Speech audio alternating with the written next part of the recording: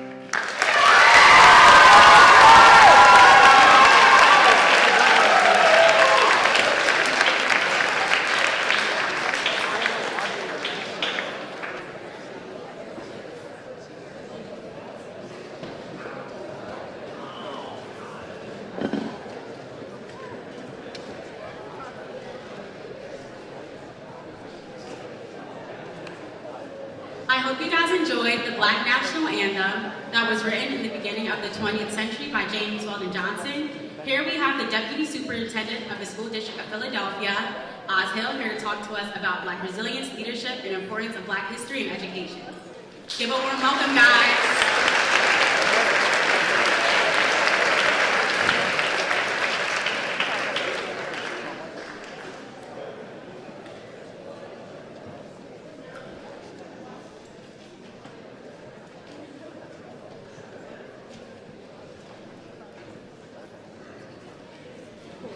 Good afternoon. How's everyone doing? Come on now, I'm at Masterman. How's everybody doing here today? That's what I expect when I come to Masterman. So, I've made a few notes, but first and foremost, what I'd like to say is that I'm humbled by the privilege to share my views with you today as we embark upon Black History Month. I come before you today as an American, as a proud patriot, as a proud African-American man. You see, just as I currently work for each and every one of you at Dr. Constance E. Clayton Education Center in the role of Deputy Superintendent for Operations. It is likely that I also worked for many of your tax-paying parents and grandparents in service to our nation as a U.S. Army officer for 20 years. My demonstrated service and love to this great country is inextricably linked to who I am as an African American. Allow me to preface the perspective that I'm going to share this afternoon about Black history as being my very own. So, if there's an issue with my views, don't be upset with the district's administration. They're all my views. The perspective that I will share is firmly seated in my view of American history because it is part of the tapestry of racial and ethnic experiences that give substance to the U.S. official motto found on U.S. currency and federal buildings across the nation, the Latin phrase, e pluribus unum, out of many, one. You know, as we chat this afternoon, there is only one ground rule. Do not accept the information that I share as fact, simply because I'm saying it. Verify the information and apply your own intellectual rigor to reach a conclusion. In that spirit, I gotta show you, because even though we're in Pennsylvania, there are probably some of you who are from Missouri, so I'm gonna show you here. On the back of the dollar bill, to the right of the word one, the seal of the image of the eagle has a streamer in its beak with e pluribus unum on it. Out of many, one. My views celebrate the contributions of every race and ethnic group that have made this country great. It also acknowledges the challenges of the past, but significantly it honors the triumphs and resilience of African Americans. Everyone should take pride in their heritage and feel good about being an American. As they say on the farm, every frog should cherish its own pond. In preparing to speak with you this afternoon, I wrestled with what I'd say to you in the 10 precious minutes afforded to me. First, I thought I'd tell you a little about Dr. Carter Godwin Woodson, born 10 years after the end of the U.S. Civil War in 1875 to former slaves. He was Harvard educated and launched Negro History Week in February of 1926, which was the precursor to Black History Month.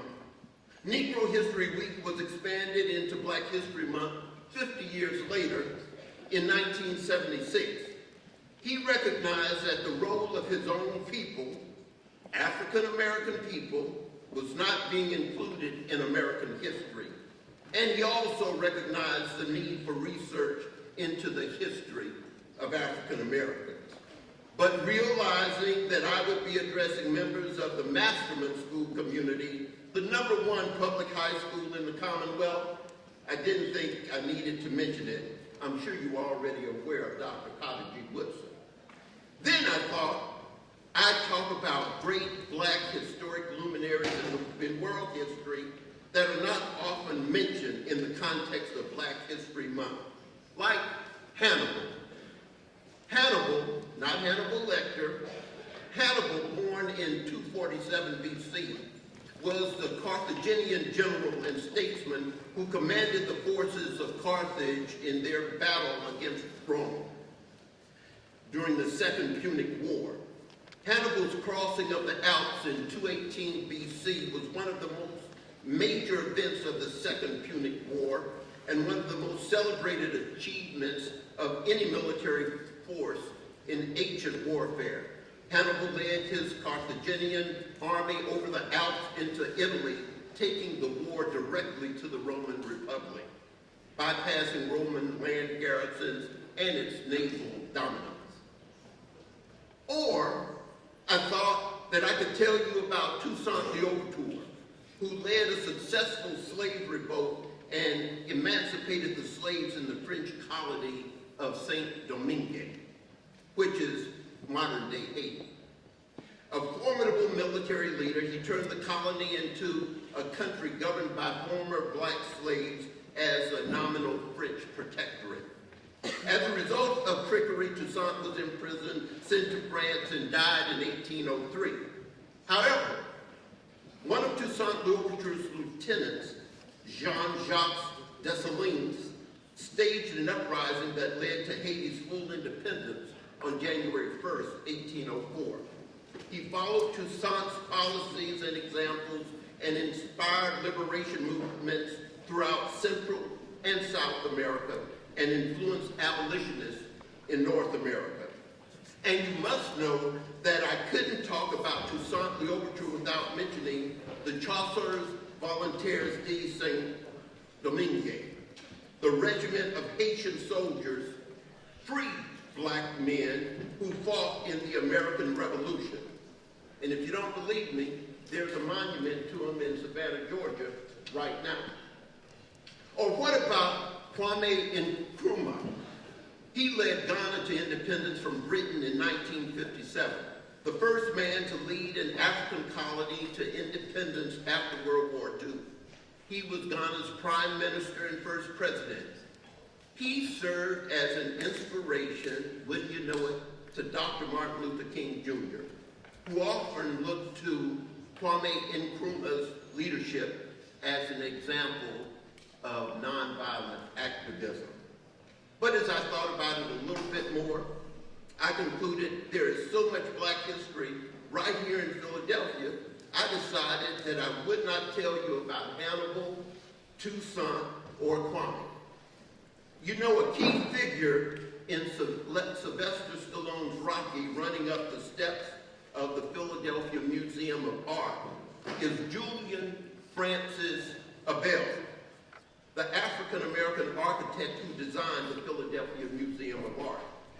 Julian Abel was a senior designer at the architectural firm of Horace Trumbauer here in Philadelphia. He also designed the Free Library of Philadelphia, the Widener Memorial Library at Harvard University, the West Campus of Duke University. As a matter of fact, Duke University honored Julian Francis Abel by naming the quad on West Campus after him. Then there's Octavius B. Catto, whose statue stands on the southwest corner of City Hall.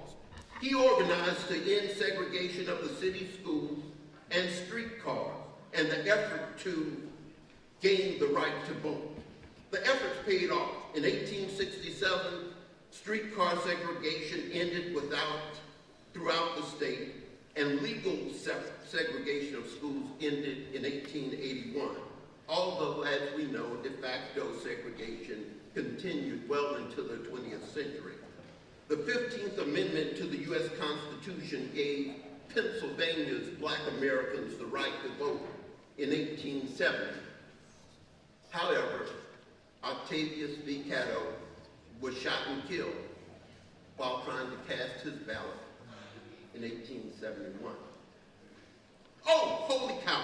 Talking about Philadelphia's black history, I absolutely have to mention the African American Episcopal Church, the first black independent faith-based denomination in the United States, was founded right here in Philadelphia in 1794 by Richard Allen. Today, the AME Church has more than 2.5 million members in 20 Episcopal districts located in 39 countries on 5 continents. I got a little excited there, so please pardon the holy cow. I didn't mean to be blasphemous as I talked about church.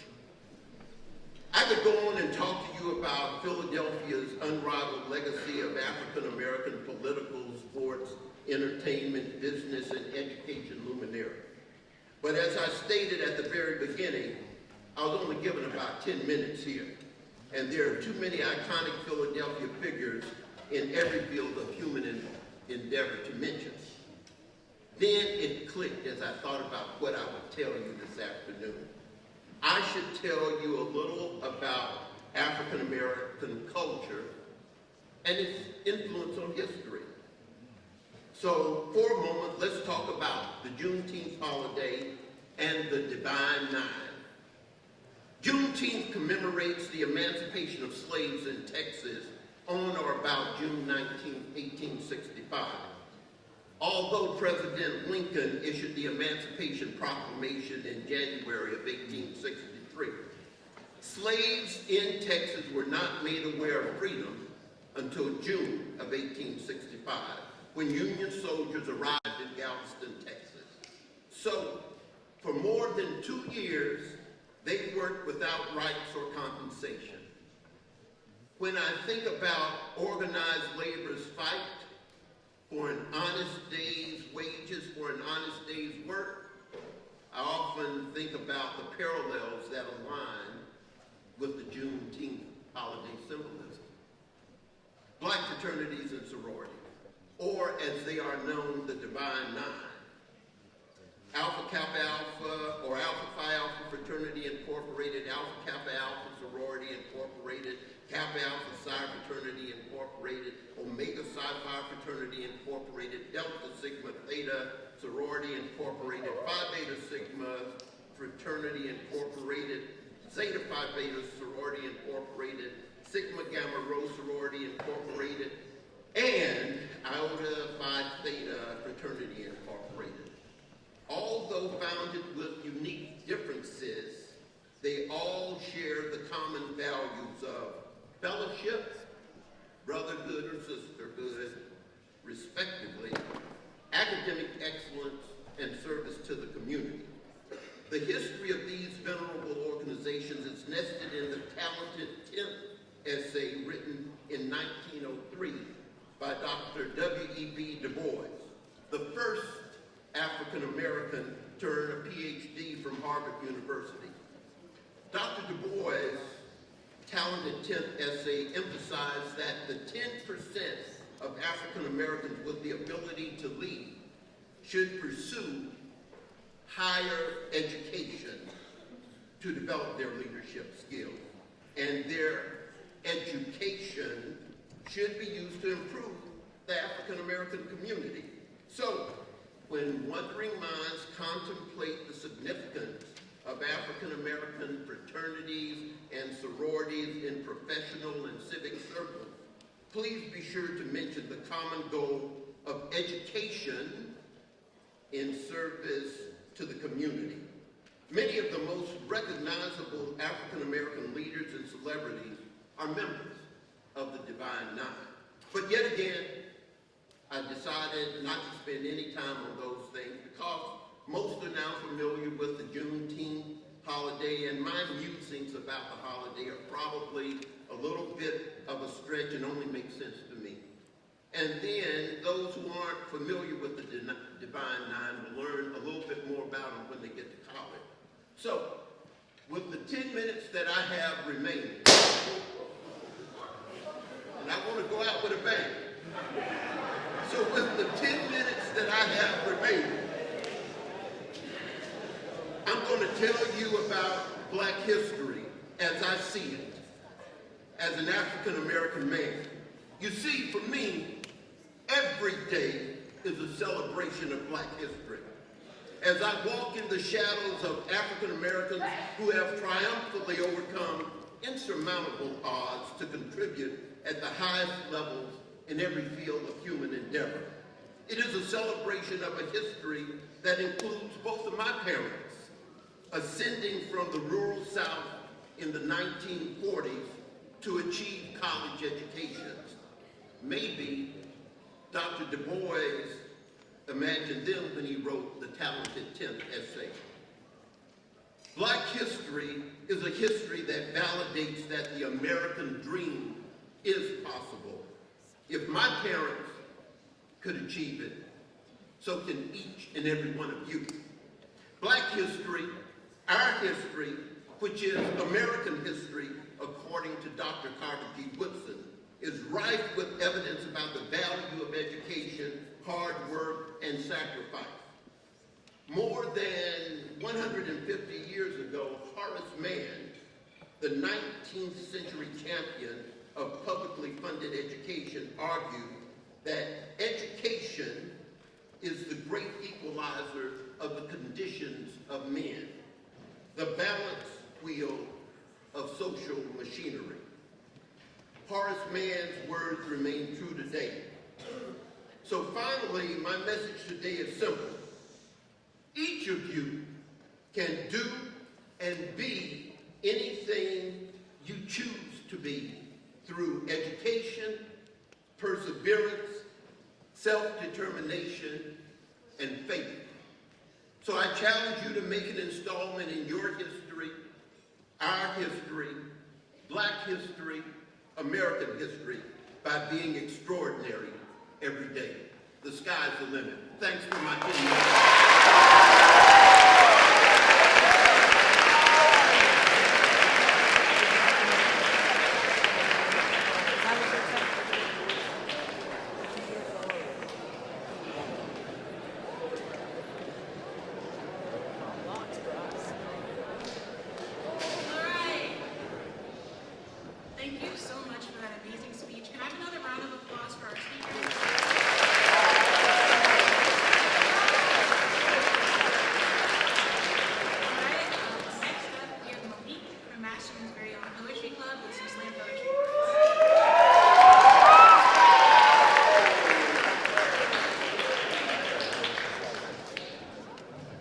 Hi guys. My skin carries history. The pigmented scars are the epitome of what came before me, allowing my lavishing shade to remind you of the barriers we break, the goals we set, and expectations we exceed.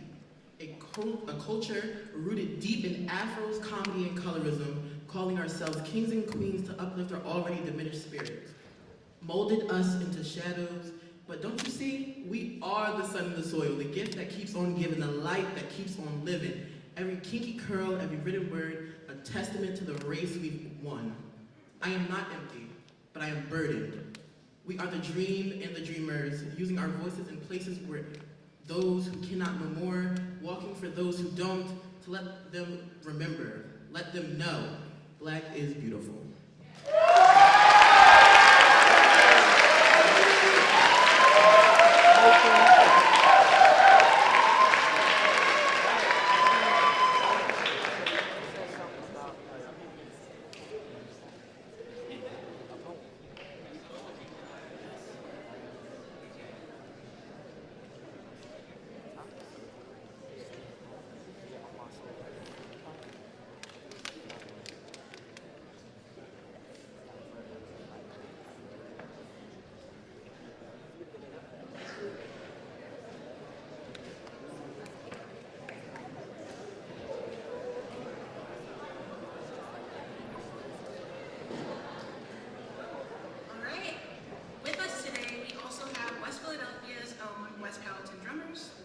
They have won local, state, and national championships and currently serve as the official drumline for the Philadelphia 76ers, performing at halftime since 2013.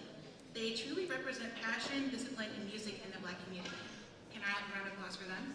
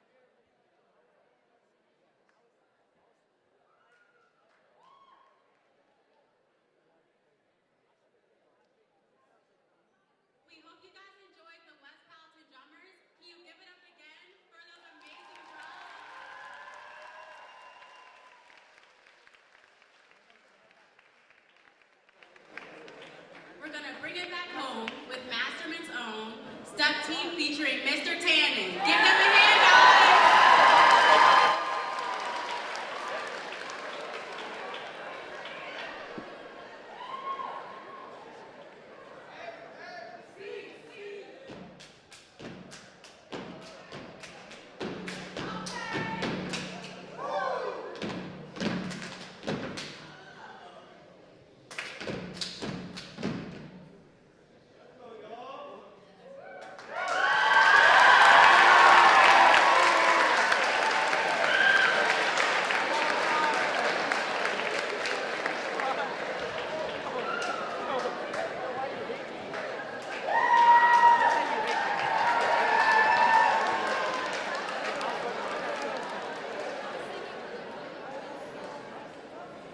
All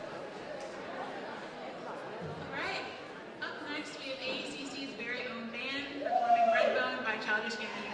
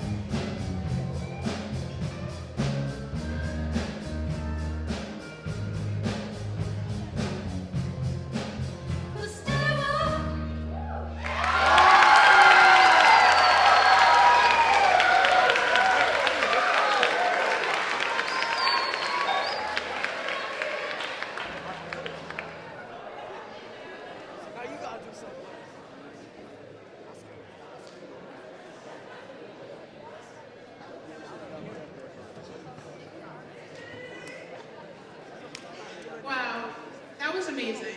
You know, I'm so excited to be able to co-host this show and have my friends supporting me on the audience. Trinity, Little Mermaid too. I'm excited to see it.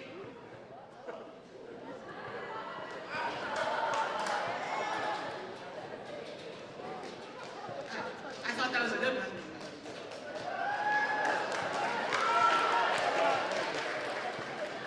Uh-oh.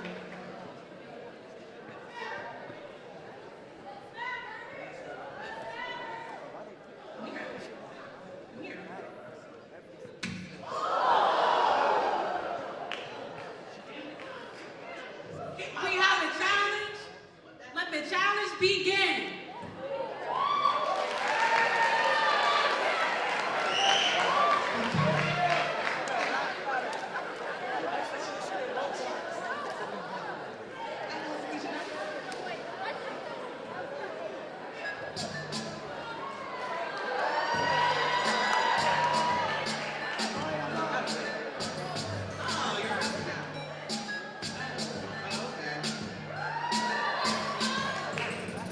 Here we go again. Prepare to meet your end. You up on Facebook, you have 0 friends. You're the loser, even kiss the girl. You write your love letters. I got ice with girls. How you like me now? Even rock dance in the background saying, if you were rock with wise person, I could dance like an extra on slow train. I think I'm mocking your daddy in the front row. They must be embarrassed. You're not a real MC. You should quit hip hop. Look at your good bus when you go get your mom. Wait, you don't want to battle. You're the snake without the rattle. You're the horse without the saddle. You're the duck without the waddle. You're the horse without the battle. The day without the shadow, son. I think you just get that. Kick, grab, sayonara, punk, or Reba dirt check. The language you would have to say it in for you to hear me clearly. Adios, amigo. You're over with finito. This clown couldn't rap anything but my burrito.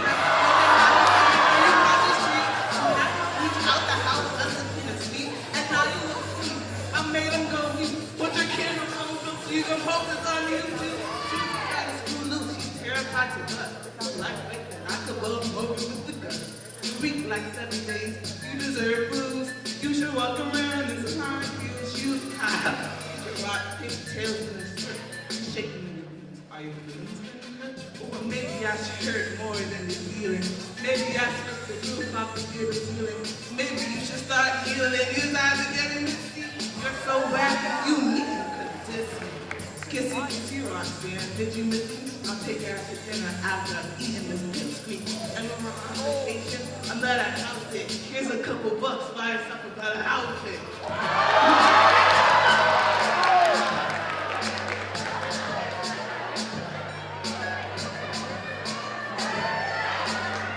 You know what? You don't have a stack of cash or a flash of cash. I saw you last week driving a taxi cab. I see what's up, and now they know, sport. Call you if we need a ride to an airport. In fact, you can drop me off at home after this, and you can take a couple bucks back, but as a tip.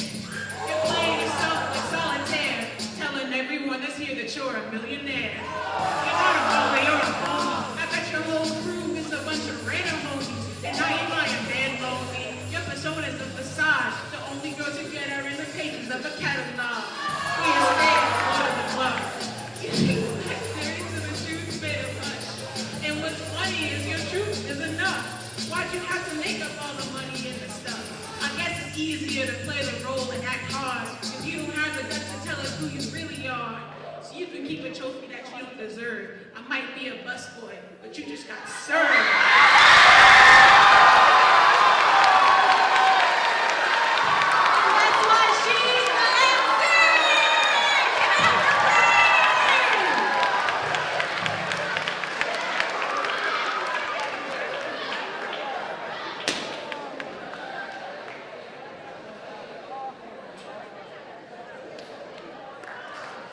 All right.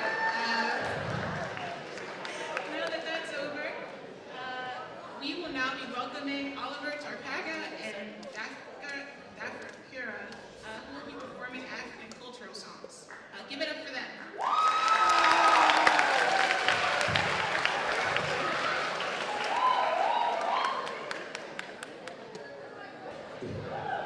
afternoon, everybody.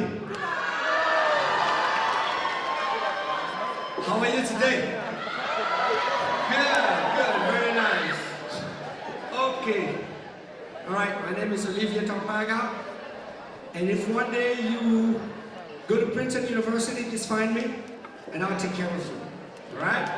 Okay, let's go.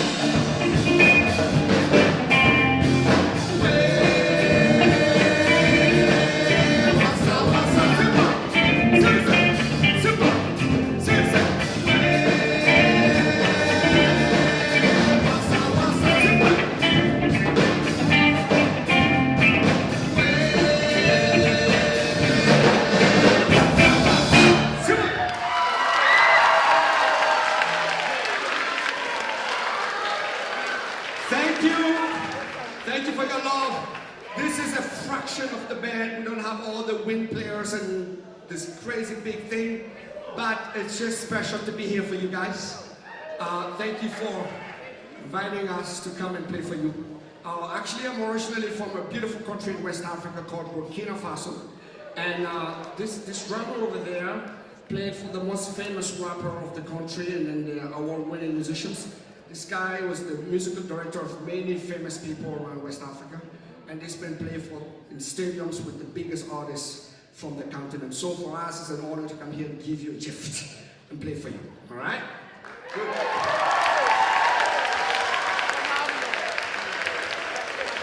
Please forgive my voice as I'm recovering from a crazy cold, so I don't have the right voice today, but I will try my best. The most important is to share the moment with you guys. Okay, everyone, let's have some good time. Do you want to move? I want to see some people right there because we're going to move a little bit together. All right? Okay, everyone. 5, 6. After me. To the back. To the hit to the back. To the back. To the back.